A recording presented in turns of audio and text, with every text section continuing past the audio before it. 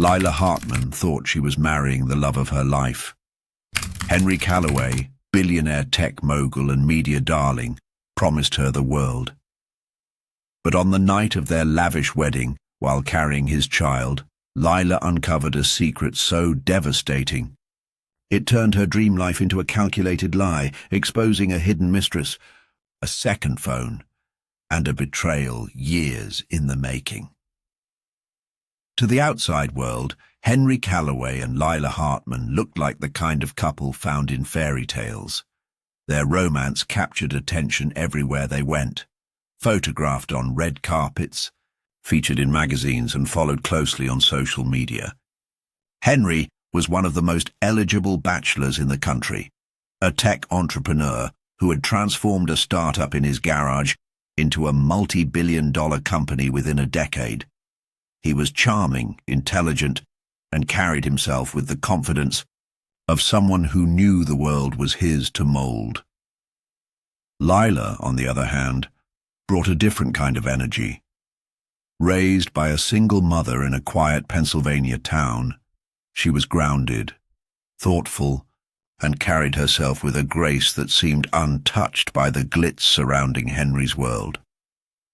They met at a black-tie charity event in San Francisco, a gala hosted to raise funds for clean water initiatives.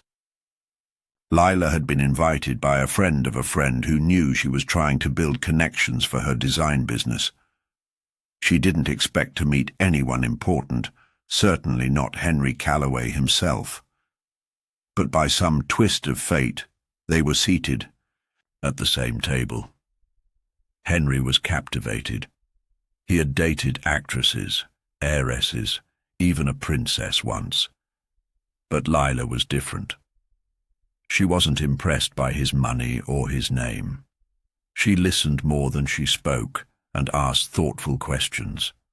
By the end of the night, he asked for her number, something he rarely did himself. Their relationship escalated quickly. Within 2 weeks, they were inseparable. Within 2 months, he took her to Italy on his private jet.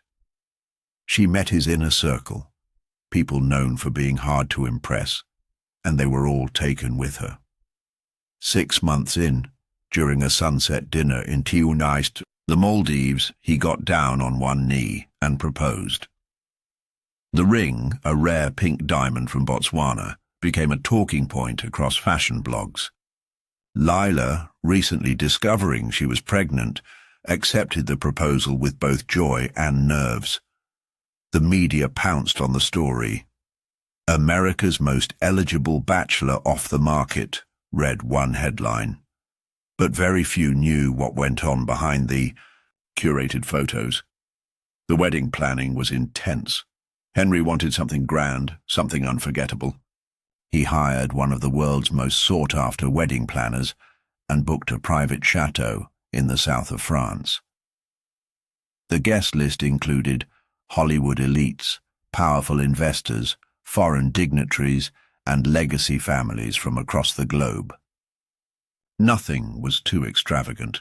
Roses were flown in from Ecuador, and a 12-course menu was crafted by Michelin-starred chefs. Lila tried to stay grounded through it all. She was more concerned with making sure her pregnancy stayed healthy and that her small circle of family felt included, despite being overshadowed by the glamour.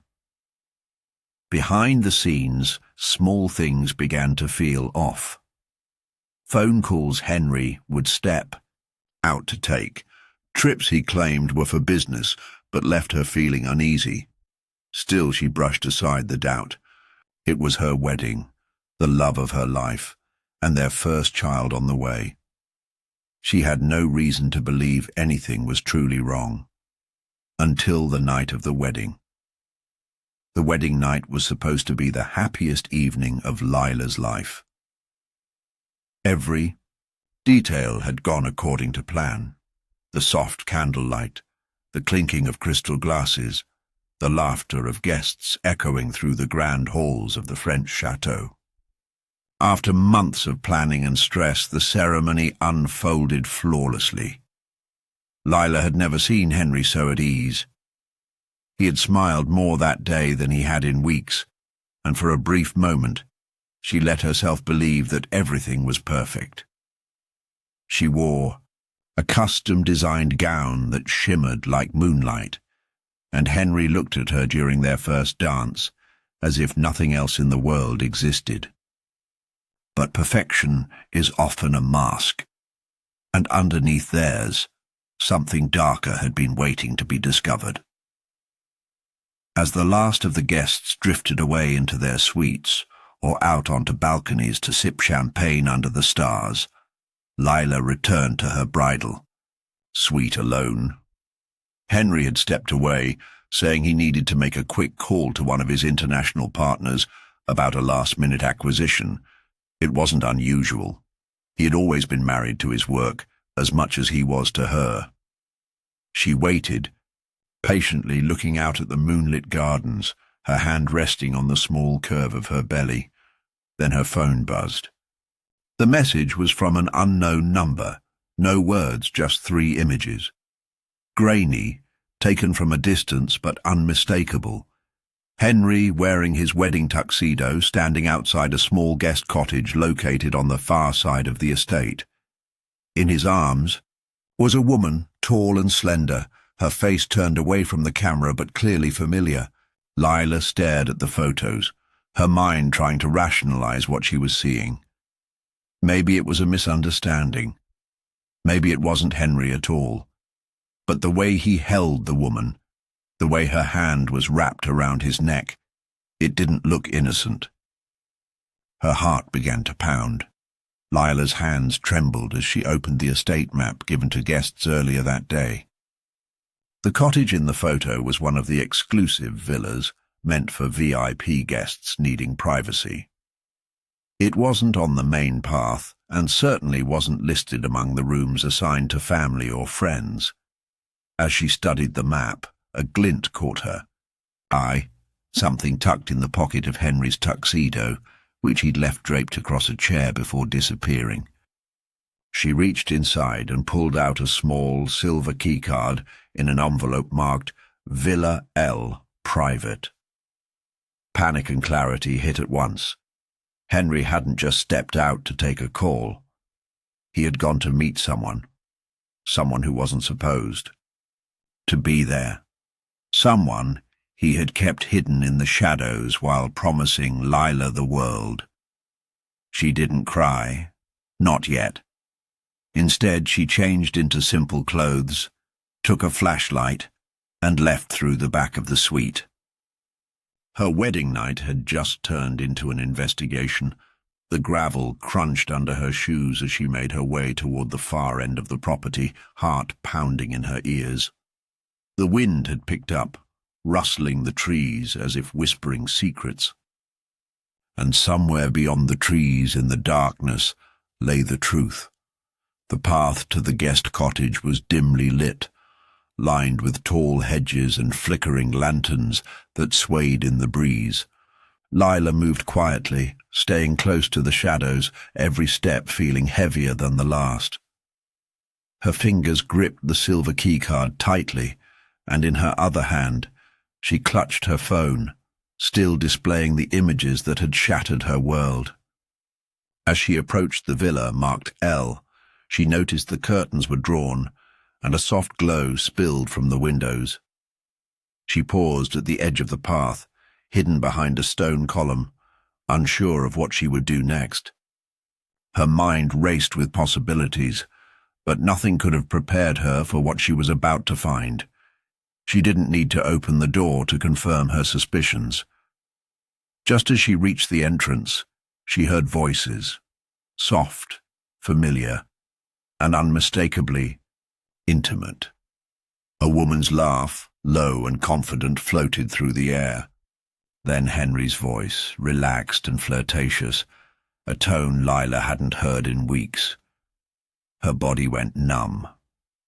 She turned away, heart racing, and hurried back through the garden, careful not to be seen. There was no confrontation, no screaming scene. Instead, she returned to the bridal suite and began piecing together the truth. She opened Henry's suitcase, half-zipped, resting near the wardrobe. Inside, she found a second phone. Unlike his usual one, this wasn't sleek or new. It was a cheap burner, the kind someone uses when they want to stay off the radar. She turned it on. It wasn't locked. Dozens of messages, images, and call logs spilled out. The woman in the photos wasn't just a one-time mistake. Her name was Valeria Shaw, a former model from New York, and as Lila scrolled through the conversations, the full story became clear. The messages dated back over a year, long before Lila had even met Henry. He and Valeria had been in an on-and-off relationship, something hidden from the public and even his closest friends. The texts were laced with promises about houses, private trips, even discussions of keeping their relationship secret until after the wedding. Lila's stomach turned as she read one message that said, "Lila's sweet, but this is just a formality. For the investors, for appearances, you're the one I love." Screenshots, emails, flight confirmations. One document showed that Henry had purchased a luxury condo in Miami under Valeria's name just 3 weeks prior to the wedding. It wasn't just infidelity, it was deception built on structure, premeditated and calculated. Everything Lila believed about their relationship was now in question. She transferred everything from the phone onto a secure drive and took photos of the documents. It wasn't about revenge. Not yet. It was about survival. She was pregnant, married to a man who had orchestrated an entire performance, and she had just discovered the script didn't include her happiness. With the evidence in hand, she packed a small bag, left the suite, and disappeared into the night without saying a word. No one saw her leave, and Henry wouldn't notice her absence until it was far too late. By the time the sun rose over the Riviera, casting golden light over the cliffs and waking the hungover guests scattered across the estate, Lila was already gone.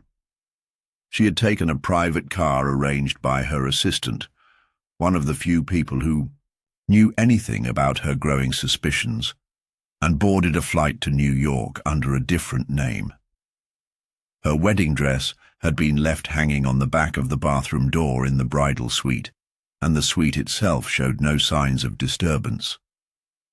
To everyone else, it appeared she had simply gone out for a walk, or maybe stayed at a nearby villa with family.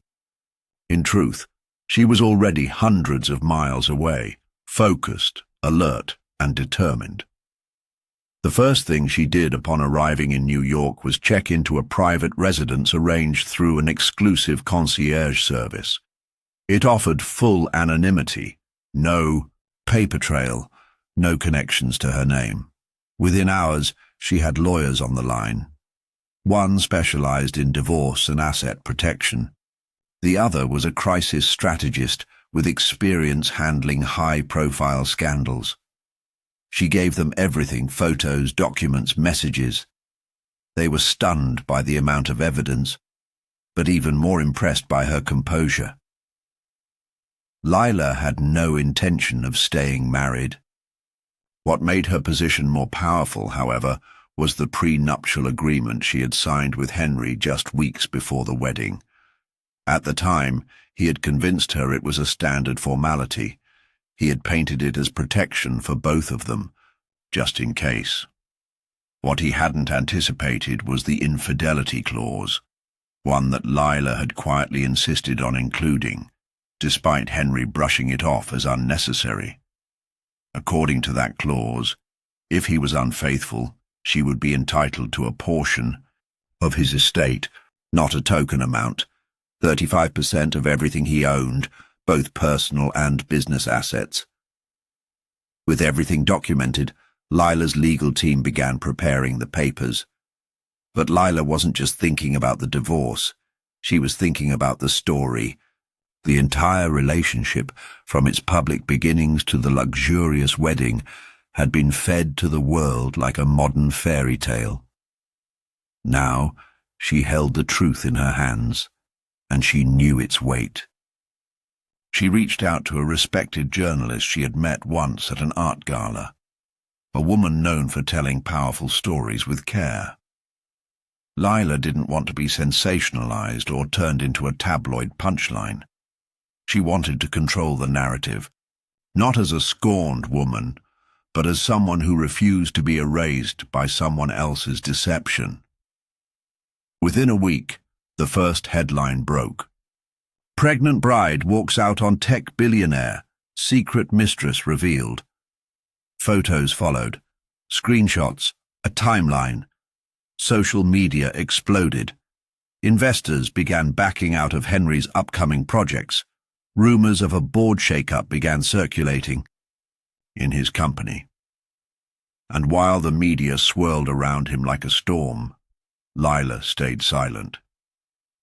She didn't post a single statement, didn't respond to interview requests. Her absence became the loudest noise of all. In a world obsessed with noise, silence became her weapon. 3 months after leaving the wedding estate, Lila gave birth to a healthy baby girl in a private hospital in upstate New York. The room was quiet, filled only with soft light and the steady beeping of machines. There were no paparazzi, no media statements, no congratulatory posts from celebrity friends. Just her newborn daughter, and a carefully chosen support team that ensured absolute privacy. It was the opposite of the extravagant life she had known during her short-lived marriage. And it was exactly what she needed. Lila named her daughter Isla, a name that felt strong and peaceful, a reflection of everything Lila wanted her child to become. She had already secured full custody through her lawyers, with ironclad legal terms that prevented Henry from having any role in their lives unless he met strict conditions, including supervised visits and mental health evaluations. So far, he hadn't even tried. Since the scandal broke, Henry had gone dark. His public appearances vanished, his company's stock continued to dip, and his closest allies quietly distanced themselves. Investors who once saw him as untouchable now saw him as a liability. Valeria Shaw, the mistress at the center of it all, disappeared not long after the story reached the press. She was last spotted in Monaco, checking into a luxury hotel under a different name. There were rumors she had tried to sell parts of her story to tabloids, but without Lila's cooperation, the outlets weren't interested. Public sympathy leaned heavily toward Lila, especially when it became clear she wasn't chasing fame or revenge. She had chosen dignity over drama, and people respected that. With the settlement finalized, Lila received a substantial payout, well over $500 million in assets, including property, investments, and a share of Henry's former company, which she later sold. But she didn't disappear into wealth or live in quiet luxury. Instead, she launched her own interior design firm, this time on her terms. It quickly gained attention, not just for her talent, but for the way she carried herself, with clarity, strength, and refusal to let a public betrayal define her. More importantly, Lila founded a non-profit for single mothers, focusing on housing, education, and emotional support.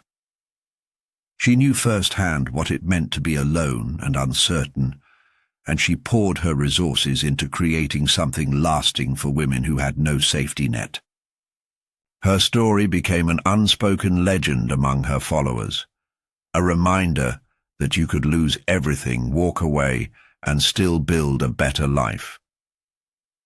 She never publicly addressed the affair, the scandal, or the fallout. Her silence became her protection, her shield against a world eager to dig deeper, and in that silence, she rebuilt, not just her life, but her identity, separate from the man who tried to shape her into a pawn. Sometimes the most powerful thing a woman can do isn't fight or shout. It's walk away, with her head high, her child in her arms, and a future she owns entirely.